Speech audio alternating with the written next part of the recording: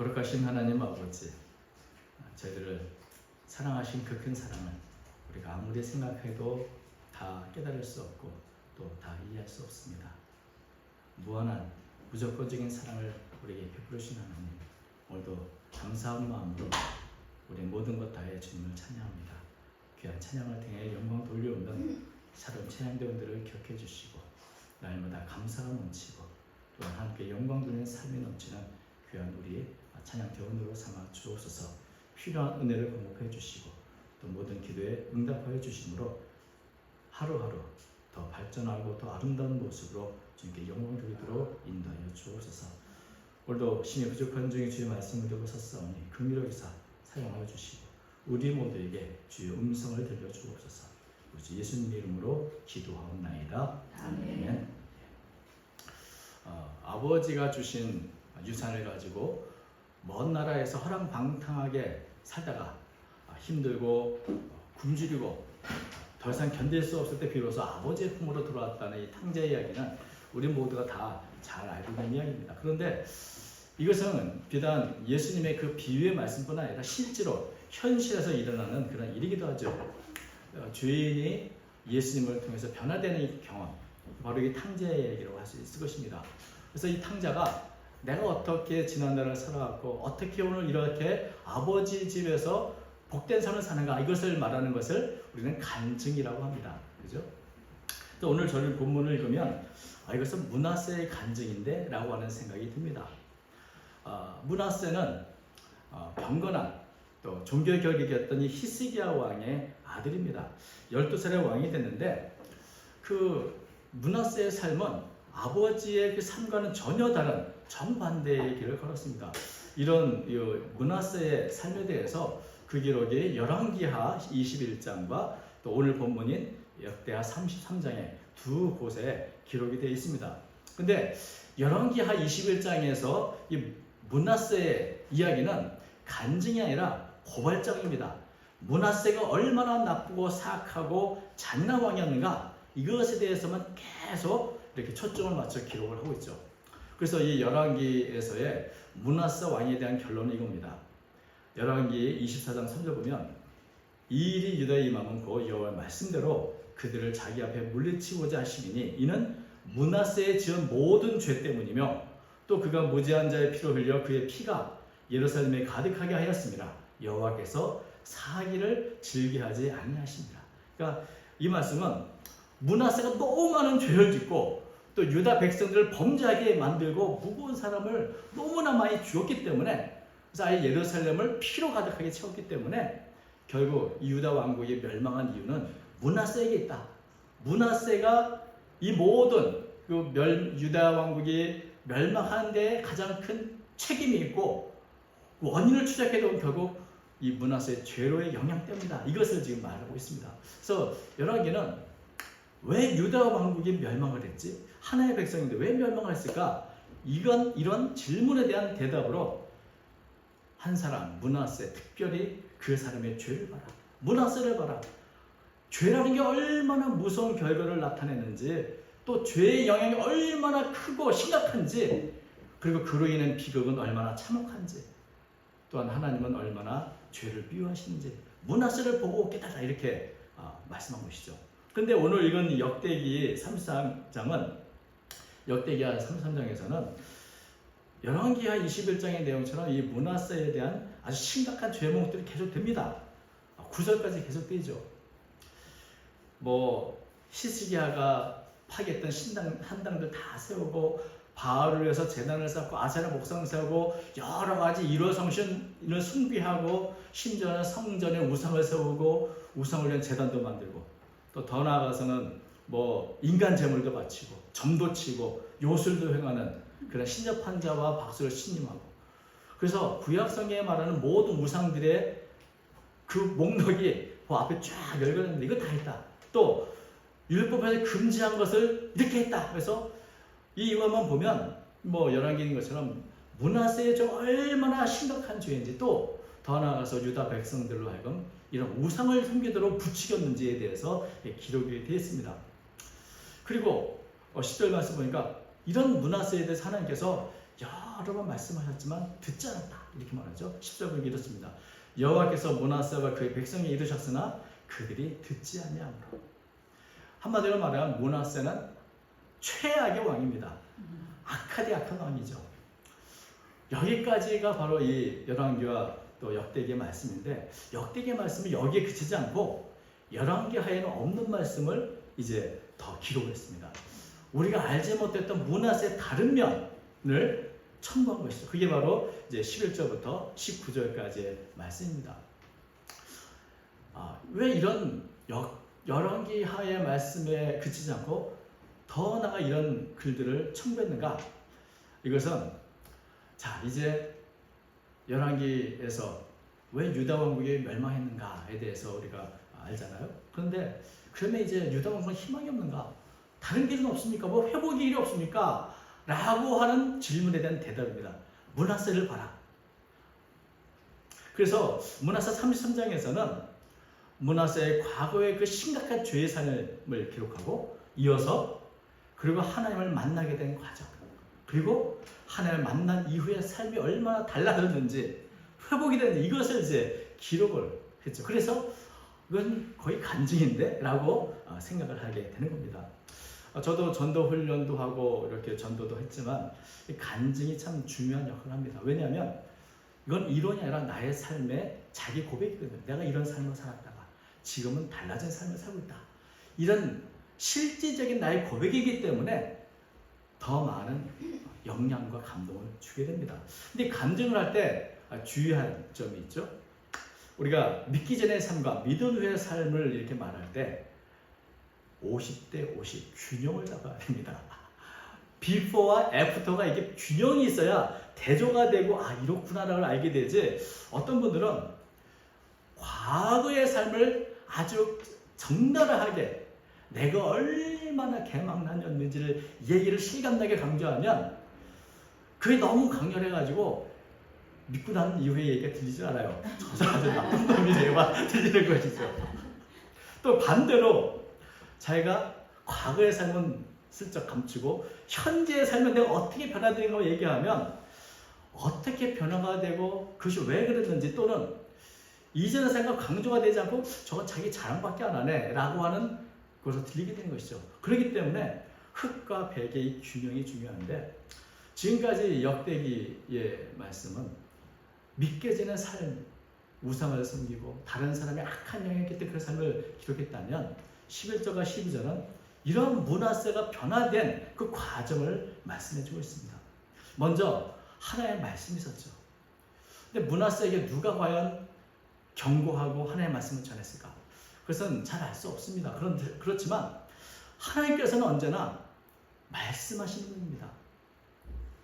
때로는 선지를 통해서 말씀하시지만 다양한 경로를 통해서 우리를 깨우치도록, 죄의 삶을 그만두도록, 구원을 얻고 생명을 얻도록 계속 말씀하시는 분입니다. 욥기서는 이것을 좀 더 자세하게 우리에게 설명해 주고 있죠. 욥기서 33장 14절부터 쭉 보면 이렇게 되어 있습니다. 하나님은 한 번 말씀하시고 다시 말씀하시되 사람은 관심이 없도다. 사람이 침상에서 졸며 깊이 잠들 때에나 꿈에나 밤에 환상을 볼 때 그가 사람의 귀를 여시고 경고로서 두렵게 하시니 이는 사람에게 그의 행실을 버리게 하려 하시니며 사람의 교만을 막으려 하시니라. 그는 사람의 혼을 구덩이에 빠지지 않게 하시며 그 생명을 칼에 맞아 멸망하지 않게 하시느니라. 그러니까 하나님은 우리가 알지 못하는 방법, 때로는 잠을 잘 때, 때로는 꿈을 꿀 때조차도 계속해서 경고하시고 말씀하셔서 제발 좀 죄됨을 끊어라, 구원의 길로 돌아와라 이렇게 말씀하는데 사람들이 관심이 없습니다. 그러면 말씀을 이렇게 해도 안 들으면 어떻게 될까요? 그때는 이제 행동이 나가는 겁니다. 전혀 깨닫지도 못하고 뒤죽아진 므낫세에게 드디어 하나님은 행동하시기 시작했습니다. 11절 보니까 이렇게 됐죠. 여호와께서 아스로 왕의 군대 지휘관들이 와서 치리하시니 그들이 므낫세를 사로잡고 쇠사슬로 결박하여 바벨론으로 끌고 간지라. 그 아스로 왕이 전쟁을 일으켜서 므낫세를 포로로 잡아 끌고 갔습니다. 그런데 끌고 갈 때 왕으로서 이렇게 포로 대우를 한 게 아니라 노예처럼 이렇게 끌고 갔죠. 그래서 여기 보면 사로잡는다는 말이 갈고리를 의미하는 단어입니다. 갈고리. 여러분, 우리가 야생동물을 딱 잡았다. 그걸 잡아갈 때 갈고리로 코를 껴가지고 이렇게 끌고 가는 것처럼 그렇게 므낫세를 아주 수치스럽게 갈고리로 꿰고 사슬로 묶어서 끌고 갔다는 겁니다. 그래도 한나라의 왕이었는데 이런 수치를 당하는 이런 므낫세는 바로 이런 수치성 상황 속에서 자신의 인생의 전환점을 맞이하게 되는 겁니다. 수치를 당하고 고통을 당하고 이런 비참한 상황 속에서 드디어 므낫세는 하나님을 찾게 됩니다. 하나님의 얼굴을 구하게 됩니다. 하나님, 내가 드디어 하나님을 기억합니다. 이렇게 말하는 거죠. 그래서 집을 나온 탕자가 이제 돼지 주업 열매도 없어서 못 먹을 처지게 됐을 때 아버지 집은 얼마나 풍족했는데 이런 생각하는 것처럼 이 므낫세도 하나님을 구하게 되는 것이죠. 12절 보면 이렇습니다. 그가 환난을 당하여 그의 하나님 여호와께 간구하고 그의 조상들의 하나님 앞에 크게 겸손하여 기도하였으므로. 그러니까 므낫세가 하나님을 찾았는데 원문을 보면 하나님의 얼굴을 찾았다. 그러니까 이국 땅에서 비참하고 수치스럽고 너무나 괴로운 그 참혹한 광경에서 하나님의 얼굴을, 하나님은 어디 계십니까? 하나님을 찾고 또 찾았다는 것이죠. 이 간구했다는 단어도 조금 심각한 단어입니다. 병들어 신음을 앓는다. 자비를 구하기 위해 애걸 한다. 이런 의미죠. 그래서 하나님의 얼굴을 바라보며 하나님을 찾으면서 아주 신음하며 아주 간절히 애걸했다는 것이죠. 지금까지 하나님이 누구냐? 뭐 내가 섬기고 싶으면 섬기면 되지. 이렇게 교만하게 살았던 므낫세의 태도가 낮아지고 정말 하나님 앞에 철저하게 낮아진 모습으로 무릎을 꿇는 모습을 보여주고 있습니다. 교만이라는 것은 하나님은 필요 없다. 내 힘으로 할 수 있다는 것이 교만이라고 한다면 겸손은 내 힘은 안 됩니다. 하나님 도와주세요. 라고 하나님을 인정하는 것이 겸손인 것이죠.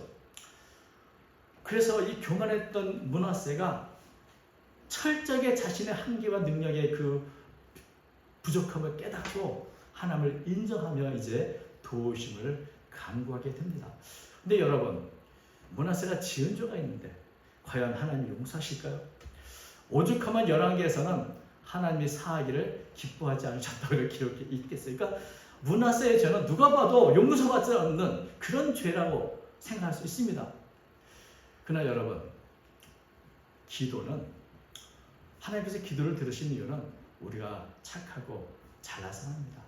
하나님의 그 넉넉한 사랑 때문에 우리의 기도를 들으시는 것이고, 죄를 용서하시는 것은 우리가 뭔가 착한 구석이 있기 때문이 아니라 무조건적인 하나님의 긍휼과 은혜 때문에 그런 것입니다. 그래서 하나님은 이런 므낫세의 기도를 받아주셨습니다. 왜냐하면 하나님은 약속을 하셨거든요. 솔로몬이 성전을 지은 그날 하나님은 솔로몬에게 나타나서 이렇게 말씀하셨습니다. 역대하 7장 14절이죠. 내 이름으로 일컫는 내 백성이 그들의 악한 길에서 떠나 스스로 낮추고 기도하여 내 얼굴을 찾으면 내가 하늘에서 듣고 그들의 죄를 사하고 그들의 땅을 고칠지라. 이렇게 약속하셨거든요. 그 외경 중에 므낫세가 기도했다고 전해지는 기도문이 적혀있는 그런 기도문이 있는 16줄에 불과한 이런 기도문이 있는 외경이 있습니다. 그 외경 이름이 므낫세의 기도입니다. 그런데 그 구절을 읽어보면 이런 구절들이 있습니다. 므낫세가 기도했다고 전해지는 것 중에 하나죠. 제가 지은 죄는 바다의 모래보다 더 많습니다. 저는 감히 높은 하늘을 올려다볼 자격도 없습니다. 왜냐하면 저희 잘못이 너무 많기 때문입니다. 주여, 나를 용서하옵소서. 내 죄악으로 나를 멸하지 마옵시고 용서하여 주옵소서. 주는 하나님이시며 회개하는 자의 하나님이시기 때문입니다. 이렇게 말합니다. 그러니까 그 외에도 쭉 있지만 므낫세의 이 기도를 보면 기도가 너무나 탁월하구나라고 느끼기보다는 우리가 회개의 아주 전형적인 기도문이죠. 하나님의 광대하심을 믿고 나왔으니 제발 나 좀 용서해달라는 그런 기도입니다. 사실은 기도문의 내용이 중요한 게 아니고 기도하는 사람의 마음의 태도와 자세가 중요하죠. 아무리 아름다운 기도문일지라도 어떤 마음으로 기도하는가 이게 중요한 거 아니겠습니까? 그런 면에서 사실은 므낫세의 기도문이 중요한 게 아니라 므낫세가 어떤 마음으로 기도했는가. 다윗의 고백처럼 하나님은 상하고 통회하는 마음을 결코 멸시하시지 않습니다. 그래서 정말 신음하며 하나님의 얼굴을 구하는 이 므낫세의 기도를 받아주셨습니다. 그래서 13절부터는 이제 변화되기 시작하는 이 므낫세의 모습을 우리 기억하고 있습니다. 13절 하나님이 그의 기도를 받으시고 그의 간구를 들으시사 그 예루살렘에 들어와서 다시 왕위에 앉게 하시며 므낫세가 그제서야 여호와께서 하나님이신 줄을 알았더라. 므낫세는 특별한 하나님의 역사로 다시 예루살렘으로 돌아와서 왕위에 앉게 됐습니다. 므낫세는 왕위에 앉았을 때 이게 아수르 왕이 아주 특별한 배려구나, 이게 우연이라 생각한 게 아니라 이것은 정말 나 같은 죄를 향한 하나님의 은혜구나 하는 것을 아주 깊이 깨달았죠. 본래 이 므낫세는 히스기야 왕의 왕이기 때문에 하나님에 대해서는 하나님의 율법에 대해서 잘 알고 배우며 성장했을 것입니다. 그런데 한 번도 하나님을 직접 경험한 적은 없는 것이죠. 왜 므낫세가 그렇게 수많은 우상을 섬겼을까? 여러분, 이게 신앙적인 이유보다는 정치적인 이유입니다. 왜냐하면 므낫세는 12살에 왕이 됐는데 참 경험도 부족하고 또 능력도 부족한 이 므낫세에게 영향을 끼치는 사람들이 누구였을까? 그 당시는 아수르 제국이 워낙 강대해서 유다의 군인이나 관리들을 내주해서 간섭할 정도로 아주 왓슬의 힘이 굉장히 강했습니다. 또 애굽 나라를 의지해야 된다, 다른 나라를 의지해서 이 모든 위기를 이겨내야 된다는 히스기야 왕 때의 거짓 선지자들이나 불신앙의 세력들이 남아 있었습니다. 그렇다면 연약하고 경험 없는 므낫세는 나라를 안정시키기 위해서 하나님의 말씀대로 나라를 이끌기보다는 눈앞에 있는 문제들, 그러면 아수르에게 뭔가 충성심을 많이 보여야지, 아수르의 신들을 우리도 섬기자, 또 애굽의 신들도 섬기자, 이러면서 정치적인 이유로 우상들을 자꾸 들여와서 섬기게 됩니다. 백성들이 원하는 대로 우리가 살 길은 하나님이 아니고 말씀이 뭐가 이렇게 중요해, 우리가 현실과 타협해서 우상을 섬기려도 안정되게 살자, 이런 마음으로 또 백성들로 하여금 우상을 섬기도록 권면했던 것입니다. 그런데 비로소 자신이 큰 환난을 당하고 자신의 기도를 들으시는 그 하나님을 경험했을 때 하나님만이 참 하나님이시구나 하는 것을 깨닫게 된 것입니다. 그래서 그제서야 여호와께서 하나님이신 줄을 알았더라. 그저 종교는 다 같은 건 줄 알았는데 그것이 아니라 오직 여호와 하나님만이 참 신이라는 것을 깨달았을 때 이제 므낫세의 삶은 변화되기 시작한 것이죠. 그래서 하나님을 경험한 이 므낫세는 예루살렘 돌아온 후에 이전의 삶과는 전혀 다른 삶을 살게 됩니다. 생각이 바뀌면 삶이 바뀌는 법인 것이죠. 그래서 이제부터 므낫세는 남은 생애를 이전에 자신이 저질렀던 모든 악행을 되돌리기 위해서 이전과는 전혀 반대의 모습으로 살려고 애를 쓰는 모습을 보여줍니다. 그런 변화가 이 두 가지로 성경에 기록이 되는데, 첫째는 이 국방을 강화했습니다. 14절 말씀을 이렇게 되어 있죠. 그 후에 다혜성과 기원 서쪽 골짜기 안에 외성을 샀대 엄은 어기까지 이르러 오벨을 눌러 매우 높이 쌓고 또 유다 모든 견고한 성읍에 군대 지휘관을. 왜 국방을 튼튼해야 될까요? 우상을 섬기는 원인 자체가 너무 연약하고 부족하니 우리가 우리 자신의 정체성을 유지하기 위해서는 우리도 강해야 돼, 노력해야 돼. 그래서 외적의 침입을 이겨낼 수 있도록 철저하게 자기 준비를 한 것이죠. 그래서 견고한 성을 쌓고 또 그 성읍마다 군대의 지휘관을 둬서 이젠 더 이상 외세에 의존하지 않겠다. 내가 하나의 백성으로서 내 주권을 견고히 지키고 하나의 백성들에게 살기 위해서 내가 강하게 우리의 국방을 세우겠다, 이런 생각을 한 것으로 보입니다. 그리고 두 번째는 종교 개혁을 했죠. 15절과 16절 보면 이렇습니다. 이방 신들과 여호와의 전에 우상을 제거, 자기가 옛날에 했던 것들이죠. 이방 신들과 여호와의 전에 우상을 제거하고 여호와의 전을 건축한 산에서와 이를 쌓은 모든 제단을 다 성 밖에 다 내던지고, 16절 여호와의 제단을 보수하고 화목제와 감사제 그 제단에 드리고 유다를 명령하여 이스라엘 하나님 여호와를 섬기라 하며 그러니까 다시 말하면 자신이 예전에 했던 것을 다 반대로. 그래서 먼저는 우상들을 다 제거하고 던지고, 그리고 하나님의 성전은 보수하고 하나님에 대한 감사와 화목제를 드리고, 그 유다 백성을 향해서는 하나님을 섬기라고 이렇게 명령했다는 것이죠.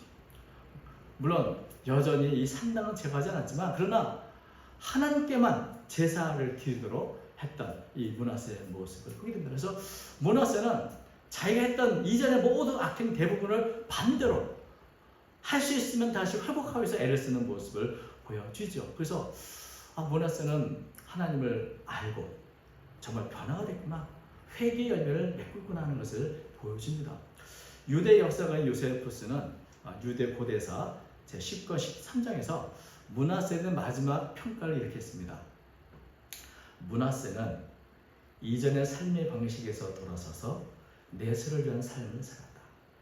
그가 하나님께로 돌아선 다음부터 그는 행복한 생을 살았으며 만인이 따를 만한 표본적인 인물이 되었다. 므낫세는 유다의 왕으로 가장 긴 55년을 통치했습니다. 근데 이 역대기의 기록은 최악의 인물인 이 므낫세 같은 인물이 하나님의 은혜로 어떻게 회복되는지를 보여주죠. 비록 심판이 당하고 최악의 상황이지만 그래도 여러분 희망이 있습니다. 하나님의 자비하심, 하나님의 긍휼, 그것이 우리의 희망입니다. 이것을 역대기는 우리에게 말해주고 있는 것입니다. 죄인 중에 괴수였던 므낫세도 회개해서 회복됐습니다. 그러니 지금 우리가 어떤 형편이 있든지 겸손히 하나님의 얼굴을 찾는다면 희망이 있습니다. 이것을 알려주는 겁니다. 므낫세를 보십시오. 여기에 죄인의 희망이 있고 회복의 길이 있습니다. 이것을 역대기는 우리에게 말씀해 주고 있습니다. 여러분, 열왕기의 말씀과 역대기의 말씀 안에 므낫세의 이야기가 있습니다. 열왕기는 죄의 심각성을 우리에게 일깨워줍니다. 죄의 영향력이 얼마나 큰지, 그 영향력은 끝까지 괴롭히고 또 무섭게 나타난다. 이것을 알려주는 것이죠. 그리고 역대기는 은혜의 광대함을 알려줍니다. 하나님께서는 므낫세 같은 이도 겸손한 마음을 갖고 기도한다면 들으시고 사죄의 은혜를 베풀어 주시고 조금이나마 회복의 길을 열어주신다. 그래서 이 동전의 양면처럼 이 두 개의 시각과 목적을 통해서 우리는 열왕기상과 열왕기서와 역대기서가 굉장히 겹치는 부분이 왜 이게 또 기록됐나 반복했나 하지만 사실 서로 다른 시각을 통해서 종합적으로 역사를 보고 교훈을 받도록 하는 것이죠. 여러분, 이 므낫세 이야기를 통해서 어떤 교훈을 받고 있습니까? 우리는 어떤 면에서는 예수님 안에서 우리의 지난 모든 죄가 용서받은 므낫세와도 같은 사람. 그래서 우리에게도 예수님을 믿기 전과 예수님을 믿은 후에 그 변화의 삶이 있죠. 간증이 있어야 합니다. 예수 믿는 사람 누구나 이런 변화를 나타내는 간증이 있어야 되고, 간증을 통해서 다른 사람에게 하나님의 은혜를 전해야 할 책임이 있는 것이죠. 그리고 이런 변화는 하나님의 성령의 은혜뿐 아니라 내 자신이 하나님의 은혜를 깨닫고 그 말씀대로 회개에 합당한 열매 맺으려 노력하는 가운데 더 크게 일어나게 되는 것입니다. 또 한 가지 늘 기억해야 할 것은 죄의 영향력이 얼마나 큰가. 여기에 늘 우리는 두려움을 갖고, 여러분, 우리가 어떤 분들이 이야기 속에 내가 지은 죄는 내가 평생 속지 않은 마음으로 살겠습니다 라고 말하는 경우를 했습니다. 그러나 여러분, 속지 않은 마음으로 사는 건 참 귀한 일이지만 그렇다고 해서 피해자의 그 모든 피해와 아픔이 다 사라지는 것은 아닙니다. 여전히 그 죄로 인한 상처는 깊이 남아있게 되는 것입니다. 그래서 가장 좋은 것은 뭡니까? 할 수만 있다면 죄를 멀리하고 죄에서 벗어나는 것이죠. 그래서 우리는 우리의 삶이 죄로 인해서 나태해지거나 느슨해지지 않고 또 죄와 타협하지 않도록 늘 우리 자신을 돌아봐야 하는 것입니다. 겸손히 하나님의 말씀과 음성의 귀를 기울이고 깨닫고, 그리고 어떻게 더 하나님의 은혜와 하나님의 사랑 안에 자라가야 되는가, 그것을 늘 고민해야 하는 것입니다. 이렇게 하나님의 음성의 귀를 기울여 살아갈 때 하나님은 우리에게 더 큰 은혜와 더 큰 간증거리와 찬양거리를 우리에게 허락해 주시는 것입니다. 날마다 이 죄인적 교회에서 우리를 구원하신 하나님의 은혜를 이제는 입이 아니라 우리의 삶으로 간증해야 할 책임이 우리 모두에게 있는 것입니다. 우리 모두가 하나님의 은혜를 삶으로 간증하는 그런 복된 삶을 살아가는 저와 여러분 되시기를 주님의 이름으로 축원드립니다. 기도하겠습니다. 거룩하신 하나님 아버지, 므낫세의 삶에 간섭하신 하나님의 은혜와 그 사랑을 우리가 역대기 말씀을 통해서 살펴봅니다. 주님, 나 같은 죄인을 구원하신 그 하나님의 은혜를 늘 잊지 않게 도와주시고 회개에 합당한 열매를 맺고 보험에 합당한 삶을 살아가는 저희가 되도록 인도하여 주옵소서. 그런 말미암아 우리의 삶에 함께 영광 돌리는 간증이 되게 하시고 찬양이 되게 하시고 또 하나님의 영광을 쓰임받는 도가 되도록 인도해 주옵소서. 연약합니다. 부족합니다. 주님께서 도와주옵소서. 우리 예수님의 이름으로 기도합니다. 아멘.